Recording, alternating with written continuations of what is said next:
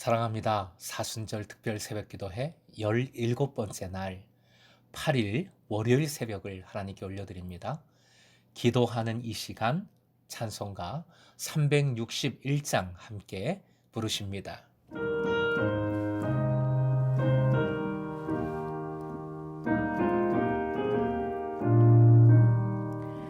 기도하는 이 시간 주가 곁에 오사 인자하신 얼굴로 귀 기울이네. 우리 맘 비우고 주를 의지하면 크신 은혜를 주네. 거기 기쁨 있네. 기도 시간에 복을 주시네. 고난 내 마음속에 기쁨 충만하네. 기도하는 이 시간 주를 의지하고 크신 은혜 구하면 꼭 받으리라. 의지하는 마음에 근심 사라지고 크신 은혜를 주네.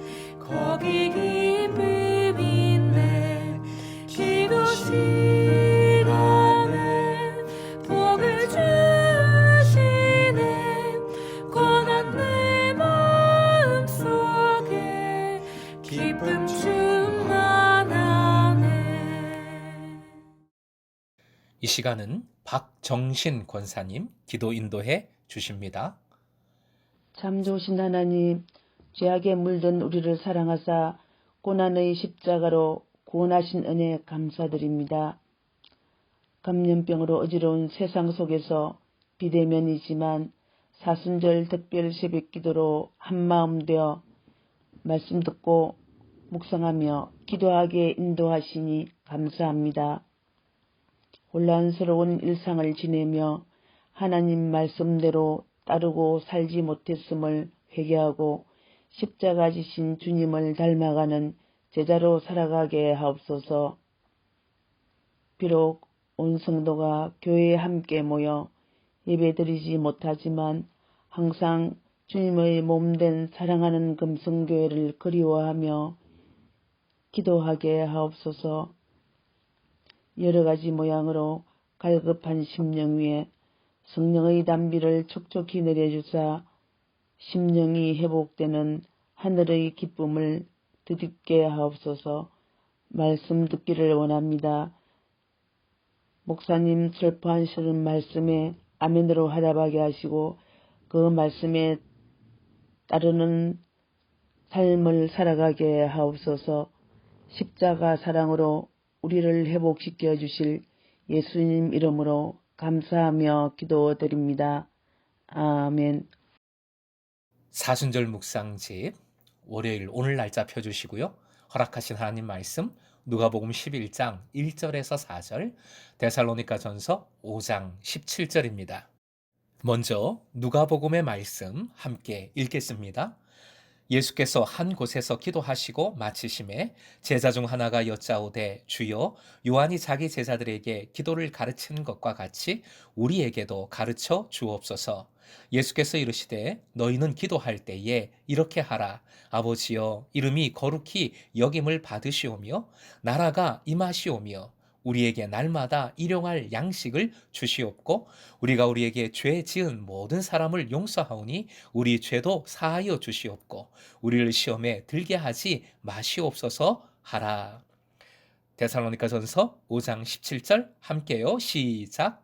쉬지 말고 기도하라. 아멘.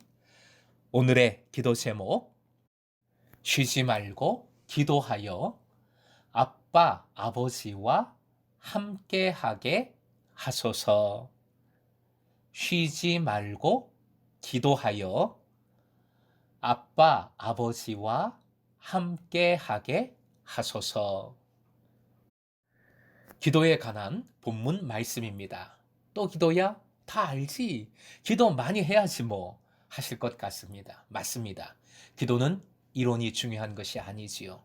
기도는 해야 합니다. 실천해야 합니다. 그것도 데살로니가 전서의 본문이 명하고 있는 것처럼 쉬지 말고 기도해야 합니다. 호흡처럼 기도해야 합니다.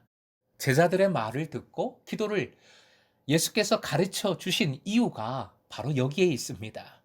기도의 순종을 위해 우리는 기도에 관한 말씀을 사실 듣고 또 들어야 하는 것이지요. 반복해서 들어야 반복의 실천이 가능합니다. 말씀이 힘이니까요.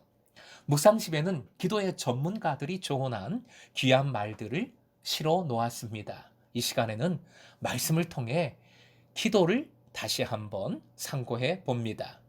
첫째로, 기도는 반복적인 관계 형성입니다.